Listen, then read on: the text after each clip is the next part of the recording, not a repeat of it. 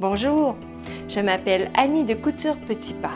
Aujourd'hui, je vais partager avec vous 15 accessoires coup de cœur en couture. Voici des rondelles de métal. Elles servent de poids lors du taillage de nos tissus. Alors, on n'a pas besoin d'aiguille, ce qui fait que ça maintient bien le patron en place sur le tissu et ça n'abîme pas nos patrons. Car souvent nos aiguilles abîment nos patrons. Et c'est une façon de pouvoir conserver plus longtemps nos patrons également. En plus des rondelles de métal, j'utilise parfois des petites pesées qui ont pour but de maintenir les ballons et l'hélium immobiles. Un autre accessoire qui est vraiment très utile, c'est la brosse anti-peluche. Elle sert à nettoyer rapidement votre espace de travail et parfois aussi sur notre ouvrage final, on peut passer un petit coup, là, ça enlève les petits fils qui traînaient un peu partout sur notre table. Le prochain accessoire, j'en ai déjà parlé lors d'un dernier vidéo, mais je vous en reparle quand même encore parce que je trouve que c'est vraiment idéal comme accessoire. Alors, on parle de la craie en poudre. Ici, on a la craie. Il y a une petite roulette au bout, donc c'est facile là, de répandre la poudre sur le tissu. Et il existe également des recharges. On peut utiliser également un petit morceau de savon qui nous reste. Des fois, à la maison, il peut nous rester des petits morceaux de savon, alors moi, je les garde. Et puis, encore là, pour certains tissus, ça fonctionne mieux que pour d'autres, mais ça peut servir vraiment de craie. Dernièrement, j'ai fait des housses pour recouvrir des appareils optiques et j'ai découvert un accessoire servant d'hydrofuge pour le tissu. Donc, c'est un ruban collant double face qui est hydrofuge. Alors, si par exemple, je prends mes tissus, je veux les coudre ainsi, mais avant de les coudre, je vais prendre le ruban que je vais installer ici, qui est double face, et ensuite je vais coller mon autre tissu par-dessus, et ensuite je vais venir faire ma couture. Et après, afin de m'assurer que le tout est vraiment non accessible pour l'infiltration d'eau, je vais replier le tout et refaire une dernière couture. Et j'utilise pour ce faire vraiment des aiguilles Microtex, numéro 80, numéro 90, car c'est des aiguilles qui vont faire un trou qui est plus petit que d'autres aiguilles. Il est toujours difficile de coudre des tissus ou un tissu qui est très épais. Alors pour ce faire, j'ai trouvé une cale qui est très utile pour justement aider notre pied de biche à entraîner le tissu. Ce que l'on fait, c'est que on met notre tissu sous notre pied de biche et derrière, on a juste à glisser. Ici, il y a vraiment deux épaisseurs, plus mince et plus épais. Alors, on n'a qu'à glisser derrière notre tissu le pied de cale. Alors, ça va aider notre pied à bien entraîner le tissu. Le coupe-fil, j'imagine que la plupart d'entre vous connaissent et utilisent cet outil, mais moi, j'étais vraiment pas convaincue de son utilisation. Alors, dernièrement, je l'ai essayé et maintenant, je ne pourrais plus m'en passer. Alors, je vous montre un modèle qui est très chouette parce qu'il a un petit capuchon.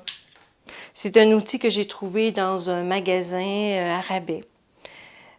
Morale de l'histoire, essayez avant de juger.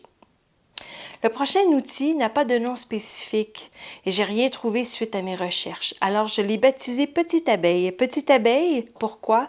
Parce que cet outil a deux bouts pointus qui peut représenter le dard d'une abeille. Alors, il y a un bout pointu ici qui sert vraiment de prolongement lorsque l'on coud notre tissu. On peut l'utiliser pour pousser notre matériel quand il vient tout près de l'aiguille. Donc, ça sert de prolongement à notre main. L'autre bout est vraiment utile quand on repasse notre tissu et que notre tissu, c'est vraiment un petit morceau. Donc, on peut maintenir ce morceau-là, puis on peut le repasser. Ce petit bout-là est fait en silicone, donc il est très résistant à la température. On peut également utiliser des poinçons qui vont avoir la même fonction que la petite abeille. Le prochain accessoire est une clip qu'on peut disposer sur une bobine de fil, par exemple. Alors ici, je le mets et ça fait en sorte que le fil ne se répand pas tout partout, il ne s'entremêle pas avec d'autres. Et ici, on a une petite clip pour notre canette. Alors, tout est bien rangé proprement. Le papier de soie est utile lorsque vient le temps de coudre du tissu ou un matériel qui ne glisse pas bien. Si on n'a pas le pied téflon, alors ce qu'on fait, c'est qu'on dispose notre tissu sur la machine à coudre et on met le papier de soie par-dessus et on coud le tout et à la fin, on n'a qu'à tirer doucement sur le papier de soie. Alors le papier de soie fait en sorte qu'on a réussi à coudre notre tissu et il ne laisse pas de résidus.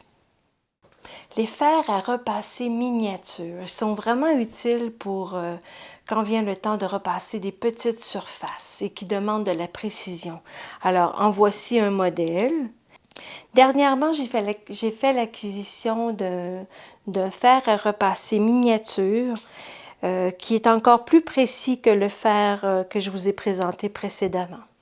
Alors, je vais l'expérimenter et je pourrai vous en reparler.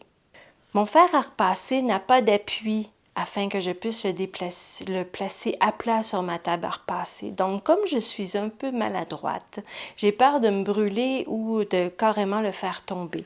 Alors, j'utilise le bouclier thermique. C'est un outil, un accessoire qui est contre la chaleur.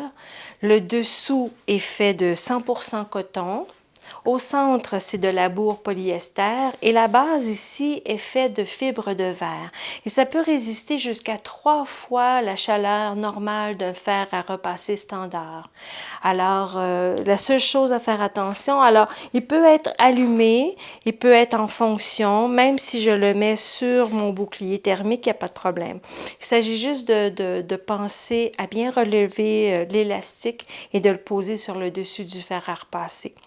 Pour le nettoyer, très facile, on n'a qu'à passer un petit chiffon humide sur le bouclier. Ce découvite ou ce qu'on appelle le découseur. Qui ne connaît pas cet accessoire? Dernièrement, j'ai trouvé une nouvelle version du découvite. Alors ici, on a notre petite lame pour découdre et également il y a une loupe. Et il y a une lumière. C'est plus pratique et plus facile à utiliser. Récemment, j'ai trouvé une nouvelle version du découvite. C'est un petit bâton avec une lame. Et cette lame ne coupe pas la peau, elle ne coupe pas le tissu, elle coupe seulement le fil. Alors, au début, ce que l'on fait quand on veut l'utiliser, on doit défaire le point d'arrêt. On le défait et ensuite on ouvre le tissu.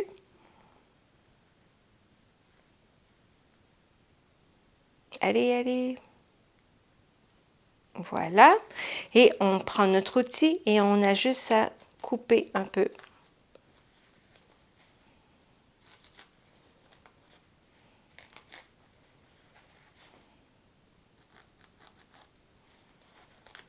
Alors vous voyez.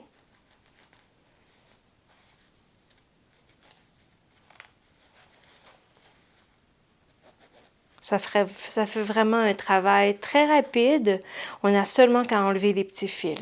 Souvent, on utilise différentes règles afin de mesurer, afin de tailler notre tissu. Et moi, j'ai une très longue règle et c'est pas toujours évident de la manipuler quand vient le temps de tailler, car parfois, ça peut bouger. Alors, ça manque de précision. Alors, j'ai trouvé dernièrement un petit outil, une poignée à base de ventouse, ce qui fait en sorte que j'ai une meilleure précision, un meilleur appui et c'est plus facile pour moi de tailler mon tissu de façon plus précise. Petite remarque, par contre, cet outil ne fonctionne pas sur les règles de métal. Je ne sais pas si vous connaissez cet accessoire, c'est un aimant de retenue. On n'a qu'à le disposer sur notre machine à coudre, parce qu'il est muni d'une base de ventouse. Et on peut y mettre, par exemple, notre paire de petits ciseaux qu'on est toujours en train de chercher sur notre espace de travail, ou y apposer des aiguilles. Donc, c'est vraiment très chouette et très utile. Voilà, j'espère que je vous ai fait découvrir des nouveaux accessoires. N'hésitez pas à vous abonner afin d'avoir les nouvelles notifications. Je vous invite à laisser des commentaires et à y inscrire vos accessoires coup de cœur. Sur ce, je vous dis à la prochaine.